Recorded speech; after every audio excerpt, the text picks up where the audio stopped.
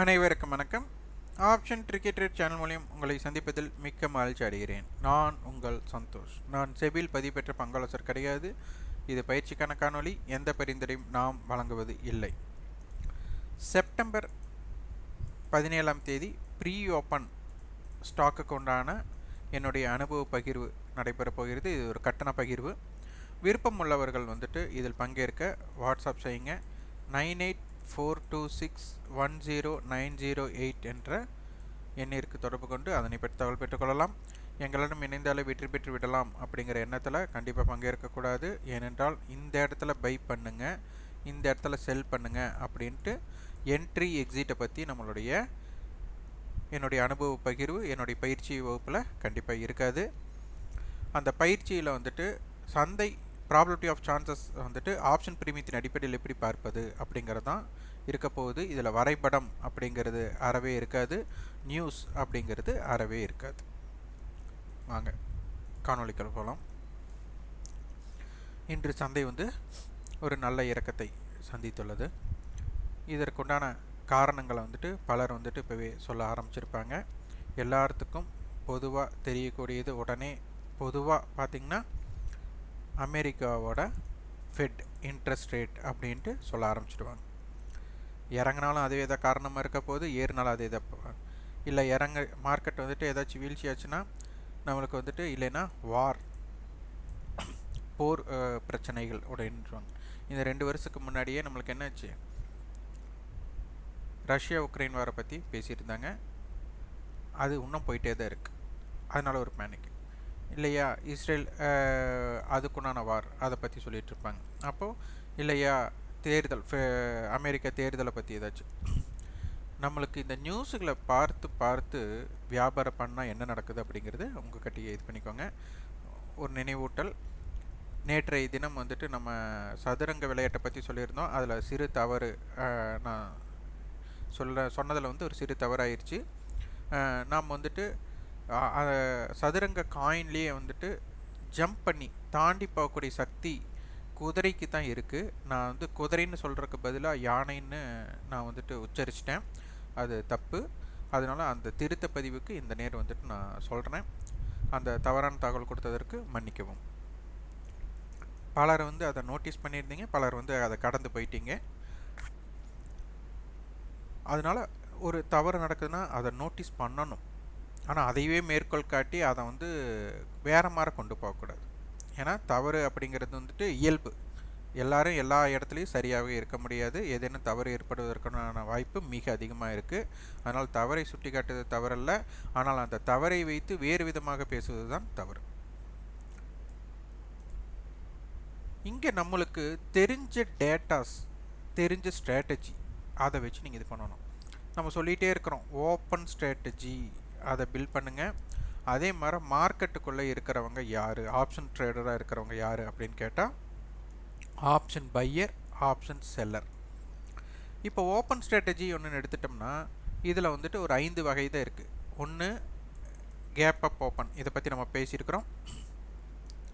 Gap down open, அடுத்தது positive open, அடுத்தது negative open, அடுத்தது ஃப்ளாட் ஓப்பன். இந்த அனைத்துக்குமே ஒவ்வொரு தன்மை உண்டுங்க. இதை நீங்கள் பார்க்கணும். அடுத்தது ஆப்ஷன்ஸ் பையரை பொறுத்தவரை நம்மளுக்கு கால் பையர், புட் பையர் இருக்காங்க. ஆப்ஷன் செல்லரை பொறுத்தவரை கால் செல்லர், புட் செல்லர் இருக்க போகிறாங்க. இவங்க செல்லர் எங்கே ப்ராஃபிட்டை புக் பண்ணுறாங்க அல்லது லாஸை புக் பண்ணுறாங்களோ அங்கே தான் ஆப்ஷன் பையருக்கு ஒரு வாய்ப்பு அப்படிங்கிறத பல காணொலியில் பார்த்துட்டு வரோம். அப்போ இது ரெண்டையுமே உள்ளடக்கி பார்த்தீங்கன்னா உங்களுக்கு பல ஸ்ட்ராட்டஜிஸ் கொண்டு வரணும். நிறைய பேர்த்துக்கு இதில் என்ன ஸ்ட்ராட்டஜி பில்ட் பண்ண போது இருக்கும் அப்படின்ட்டு. ஏன்னா இது அனைத்துமே ஒரு மேத்தமெட்டிக்கல் கால்குலேஷன்ஸ் தான். அப்போ இதில் இருக்கிற ப்ராபபிலிட்டி, இந்த ப்ராபபிலிட்டி அப்படிங்கிற வேர்டு சிலருக்கு புரியாமல் இருக்கலாம். ஒரு விஷயத்தை பல முறை செய்கிறோன்னா அதிக முறை என்ன நடக்கிறக்கு வாய்ப்பு இருக்குது. இப்போ பார்த்தீங்கன்னா எல்லாத்துக்கும் ஒரு தெரிஞ்ச கதையை ஒன்று சொல்கிறது, முயலாமை கதையை சொல்லுவாங்க.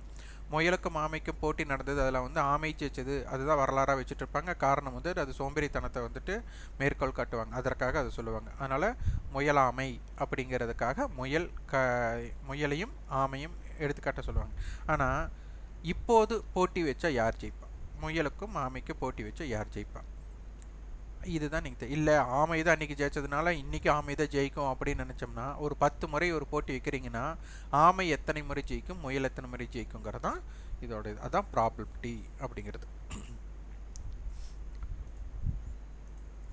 இங்கே பாருங்கள், நம்ம நிஃப்டியோடது எடுத்துருக்குறோம். பிரேக் அவுட் ஸ்ட்ராட்டஜினா நம்ம சொல்லிகிட்டே வரோம். Yesterday high, yesterday low, weekly high, weekly low, monthly high, monthly low அப்படின்னு எடுத்துருக்குறோம். இப்போ பார்த்தீங்கன்னா எஸ்டர்டே ஹைக்கு மேலே இருந்தால் கால் செல்லர் பேனிக் ஆகணும். வீக்லி ஹைக்கு மேலே இருந்தாலும் கால் செல்லர் பேனிக் ஆகணும். மந்த்லி ஹைக்கு மேலே இருக்காங்கனாலும் கால் செல்லர் பேனிக் ஆகணும். எஸ்டர்டே லோக்கு கீழே இருக்காங்கன்னா புட் செல்லர் பேனிக் ஆகணும். வீக்லி லோக்கு கீழே இருக்காங்கன்னா புட் செல்லர் பேனிக் ஆகணும். மந்த்லி லோக்கு கீழே இருந்தாலும் புட் செல்லர் வந்து பேனிக் ஆகணும்.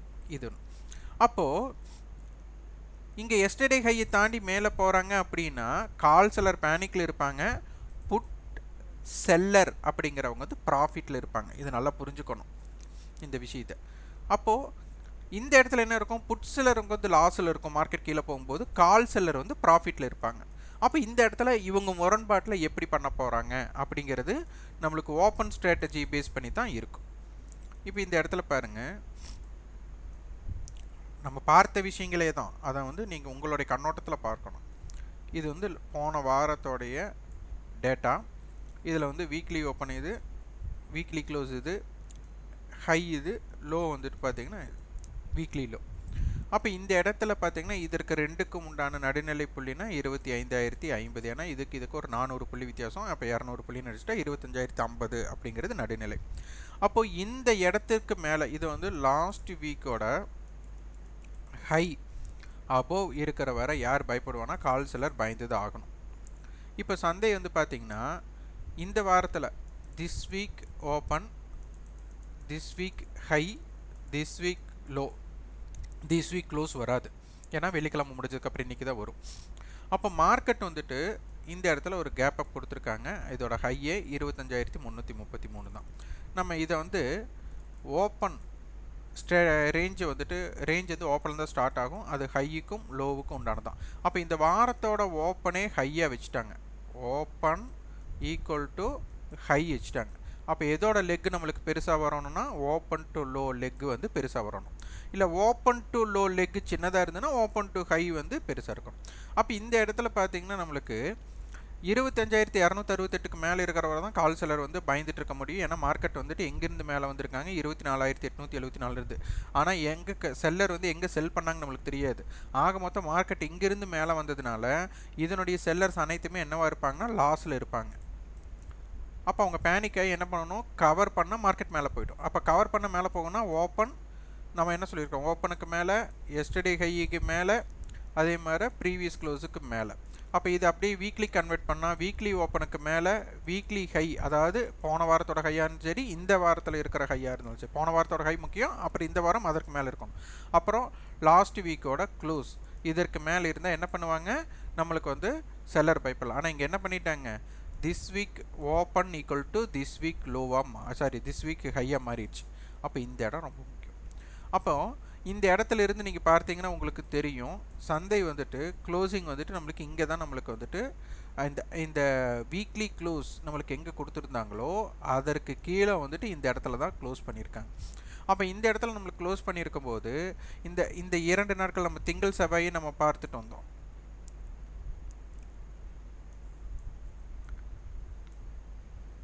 இந்த ஹை இந்த லோ இதை பிரேக் அவுட் பண்ணணுன்ட்டு. ஆனால் நம்மளுக்கு என்ன பண்ணாங்கன்னா இந்த இடத்துல க்ளோஸ் பண்ணிவிட்டு அடுத்த நாள் ஓப்பன் வந்துட்டு நல்ல open 200 point gap down open கொடுத்தாங்க. அப்போ இன்றைக்கும் அப்படித்தானே பண்ணாங்க. அப்போ இன்றைக்கி மட்டும் ஏன் கீழே வந்தது, அன்றைக்கி ஏன் மேலே போச்சு அப்படின்னு பலருக்கு கேள்வி வரும்.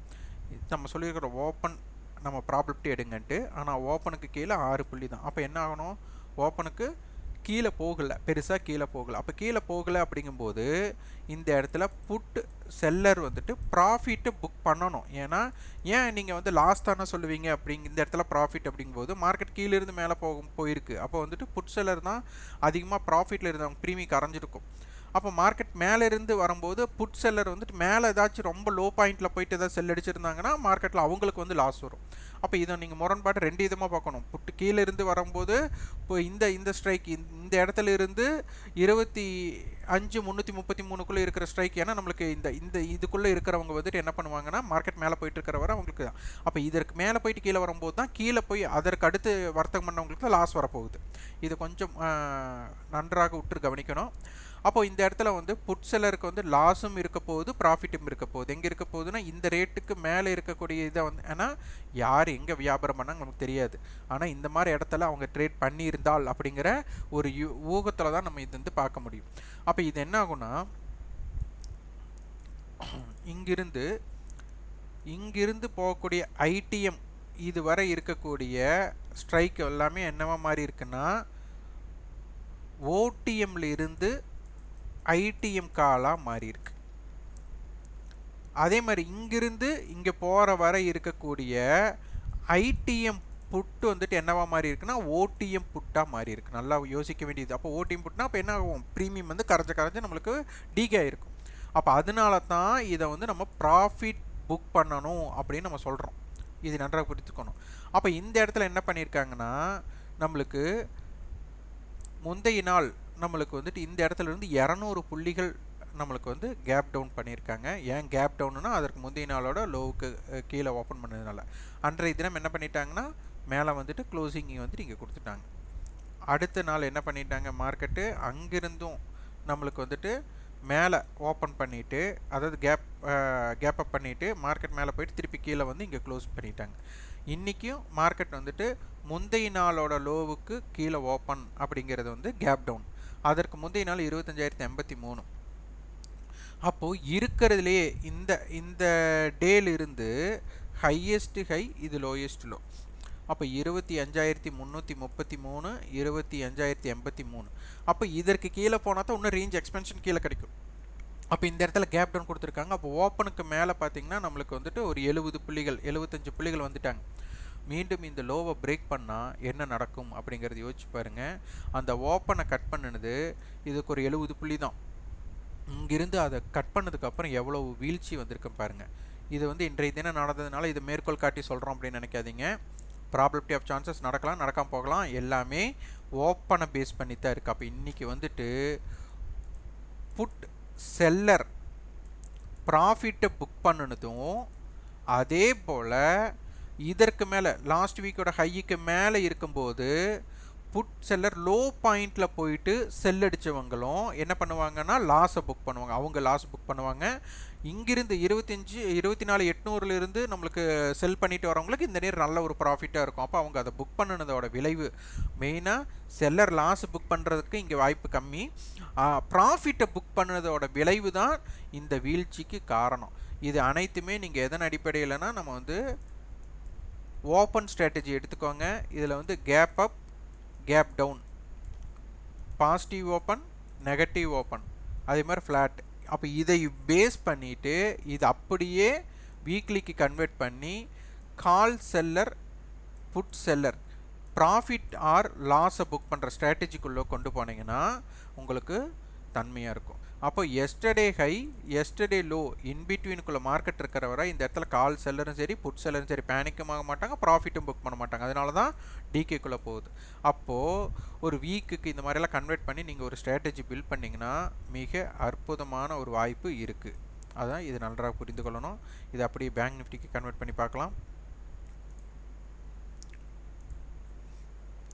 பேங்க் நிஃப்டியை பொறுத்தவரை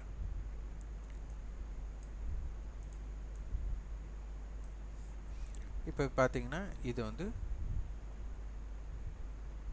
வாரம் 51,100. இதில் அதிகபட்சமான ஹை அப்படின்னு எடுத்துக்கிட்டால் 51,466, குறைந்தபட்ச லோ அப்படின்னு எடுத்துக்கிட்டால் 50,938.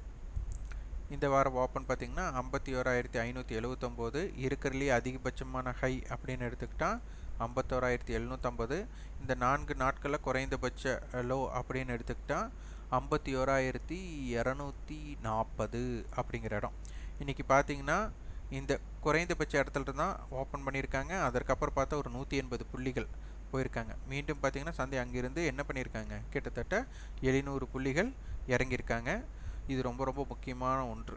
அப்போது லாஸ்ட் வீக்கோட ஹை அப்படிங்கிறது 51,400, அதே மாதிரி லாஸ்ட் வீக்கோட க்ளோஸுங்கிறது 51,351. அப்போது இந்த ரெண்டுக்கு கீழே இருக்கிற வர நம்மளுக்கு வந்துட்டு probability of chances, call seller வந்து பேனிக் ஆகலை அப்படிங்கும்போது அவங்க ஏன் பயப்படலை, அவங்க பயப்படலை அப்படின்னாலே புட் செல்லர் வந்து ப்ராஃபிட்டை புக் பண்ணணும். இதை வந்து ஒரு 2 நாளுக்கு முன்னாடி வீடியோலேயே நம்ம சொல்லியிருப்போம். புட் செல்லரும் ப்ராஃபிட்டை புக் பண்ணல, கால் செல்லரும் லாஸை புக் பண்ணல. இது வந்து டிகேக்குள்ளே போயிருக்கு. அப்போ இதற்கு உண்டான மார்க்கெட்டோட மொமெண்டம் தாக்கம் இருக்கணும் அப்படின்னு நம்ம சொல்லியிருப்போம். அப்போ இதை உற்று கவனித்தவங்களுக்கு எல்லாத்துக்குமே ஒரு வாய்ப்பு இருந்திருக்கும். அப்போ இதை நீங்கள் வந்துட்டு கவனித்து இதை வச்சு ஒரு ஸ்ட்ராட்டஜியை நீங்கள் பில்ட் பண்ணிங்கன்னா இந்த மாதிரி தாக்கங்களை எளிதாக புரிஞ்சுக்கலாம்.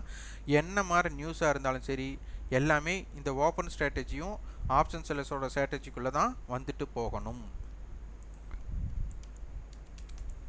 அதனால் நியூஸுக்கு இம்பார்ட்டன்ஸ் கொடுக்கறத விட இந்த மாதிரி ஸ்ட்ராட்டஜிக்கு நீங்கள் இம்பார்ட்டன்ஸ் கொடுத்தீங்கன்னா உங்களுக்கு எளிதாக புரிந்து கொள்ள இயலும். இப்போ பார்த்தீங்கன்னா நிஃப்டி 25,000 கால் 24,900 புட் இதை கொடுத்துருக்குறாங்க. இப்போ 24,900 25,000 அப்படி கொடுத்துருக்காங்க. 25,000 கால் வந்து 258 ரூபாய். அப்போ 25,258 நம்மளுக்கு க்ளோசிங் வந்துட்டு 94 கொடுத்துருக்காங்க. இன்னும் நம்மளுக்கு செட்டில்மெண்ட் ப்ரைஸ் வரல. 24,900 புட் வந்து 219 ரூபா. 200 வச்சுட்டா 24,700. க்ளோசிங் வந்து 175 ரூபாய். அப்போ 24,825 ரூபாய். அப்போ இவங்க நடுநிலை புள்ளியாக இருக்கிறது 24,950. அப்போ மார்க்கெட் வந்துட்டு நம்மளுக்கு கீழே தான் வந்து க்ளோஸ் பண்ணியிருக்காங்க. அப்போ இது ரொம்ப உற்று கவனிக்கணும்.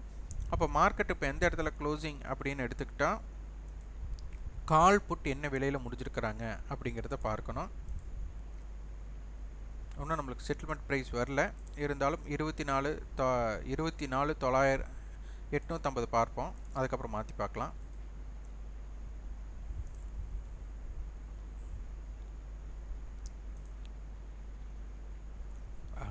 அப்போ 24,800 இப்போ இதுக்கு பார்த்தீங்கன்னா காலுக்கு 13, அப்போ 860 ரேஞ்சில் நம்மளுக்கு இருக்கிறாங்க. அப்போ இதுதான் ரொம்ப ரொம்ப முக்கியம். அப்போ 24,850 இவங்களும் 150 அவங்களும் 150. இப்போ 24,700 25,000 இப்படி தான் இருக்க போகிறாங்க. இவங்க ரெண்டு ப்ரீமியம் சேர்த்துனா 300 பாயிண்ட்டுகள். அப்போது 24,550 இங்கே வந்துட்டு 300 பாயிண்ட்னா 25,150. அப்போ இந்த ஜோன் இம்பேக்டட் ஜோனாக பார்க்கப்படும். இதற்குள்ளே இருக்கிற வர வந்து மார்க்கெட்டில் டிகே ரெண்டு பக்கமே டிகே. அப்போ 24,700 to 25,000ங்கிறது 24,850 கட்டுப்பாட்டு இல்லை. அப்போ 24,850 புட்டோட ஹை வந்து 190 ரூபாய். இதுவும் 200 வச்சுட்டாலும் கூட 24,650 வந்துடும். இவங்களோட ஹை 400 ரூபாய். அப்போ 25,250 வந்துடும். அப்போ இதுதான் இவங்களோட ஜோன். இப்படி வச்சுட்டு நம்ம பார்க்க வேண்டும். இப்போ இது கால் புட்டோட செல்லர்ஸோட பாயிண்ட் ஆஃப் வியூவில் நீங்கள் பார்க்கணும். ஆப்ஷன் செயினில் இம்ப்ளைட் வால்யூ என்ன இருக்குன்னு பார்க்கணும். இம்ப்ளைட் வால்யூவில் ஒரு பெரிய மாற்றம் இல்லை. அதே போல் இங்கே பார்த்தீங்கன்னா உங்களுக்கு தெரியும், மார்க்கெட் வந்து நேற்றைய க்ளோசிங் வந்துட்டு 25,200. இதில் பார்த்தீங்கன்னா உங்களுக்கு தெரியும் கால் புட்டோட விலை நம்மளுக்கு வந்துட்டு ஒரு 140 ரூபா, 136 to 144. இப்போ நம்ம இதை சொல்லியிருக்கிறோம், இந்த ப்ரைஸை தான் இங்கே முடிகிற ப்ரைஸாக இருக்கணும் அப்படிங்கிறது தான் இதோட விதி. ஆனால் இம்ப்ளைட் வால்யூட்டியோட மாற்றங்கள் ஏற்பட்டால் ஏதோ மாற்றம் அடையும் நம்ம சொல்லியிருக்கோம். அப்போ 24,850 என்ன இருக்கணும், 144 ரூபாய்க்கு கீழே தான் இருக்கணும். ஆனால் இதோட விலை என்ன பண்ணியிருக்காங்கன்னா 151, 164 இருக்கிறது. இது கொஞ்சம் சற்று கவனிக்கணும். இது எவ்வளோ இருந்திருக்கணும், 140க்கு கீழே இருந்திருக்கணும். அப்போது கிட்டத்தட்ட ஒரு 10 ரூபாயிலிருந்து ஒரு 15 ரூபாயோட விலை ப்ரீமியம் அதிகரித்துள்ளது ரெண்டு பக்கமே. அப்போ நாளை தினம் ஏன்னா டிகே தானே ஏற்படணும். நம்ம சொல்லியிருக்கோம் அருணாச்சலம் படம் வர ஒரு 30 கோடி ரூபாயை வந்து 30 நாளில் செலவழிக்கணும்னு சொல்லியிருக்கிறோம். இங்கே செலவழிக்காமல் என்ன பண்ணியிருக்காங்கன்னா இங்கே அதிகரிச்சிருக்கு. அப்போ இதை வந்து சரி பண்ணணும். அப்போ நாளைய தினம் வந்துட்டு இதை எப்படி சரி பண்ணுகிறார்கள், நாளைய தினம்னா சந்தையில் நம்மளுக்கு அடுத்த வர்த்தக நாட்களில் என்ன பண்ணுறாங்க அப்படிங்கிறதை பார்க்க வேண்டும். அடுத்து பேங்க் நிஃப்டி.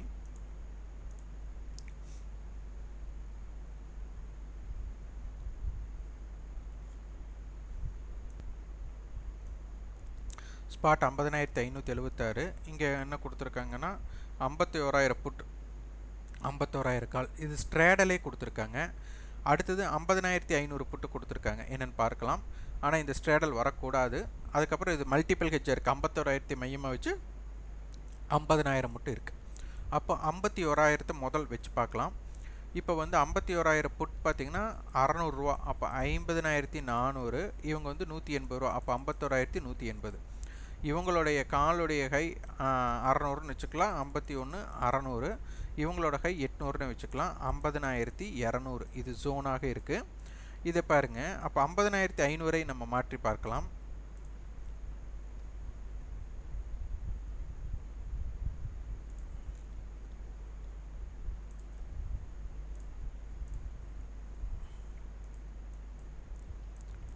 $50,500. இப்போ இவங்களுடைய ப்ரீமியம் பார்த்தீங்கன்னா புட்டோட ப்ரீமியம் 300னா 50,200. இவங்களோட ப்ரீமியம் 400னா 50,900. இவங்களோட ஹை 500ன்னு எடுத்துக்கிட்டால் 50,000. இவங்களோட ஹை 1000ன்னு எடுத்துக்கிட்டால் 51,500. இந்த ரெண்டு ப்ரீமியத்தை ஆட் பண்ணால் நம்மளுக்கு ஒரு இது ஒரு 400, இது ஒரு 300ன்னு வச்சுட்டாலும் கூட ஒரு 700 புள்ளிகள். அப்போது 51,200. இந்த பக்கம் பார்த்தீங்கன்னா 700 புள்ளினா 49,800. இந்த ஜோன் இம்பேக்டட் ஜோனாக பார்க்கப்படும். இதுதான் லெவல்ஸாக நீங்கள் எடுத்துக்கணும். இங்கே ஆப்ஷன் செயினில் என்ன இம்ப்ளைட் வால்ட்டி இருக்குது அப்படிங்கிறதை பார்த்து விடலாம்.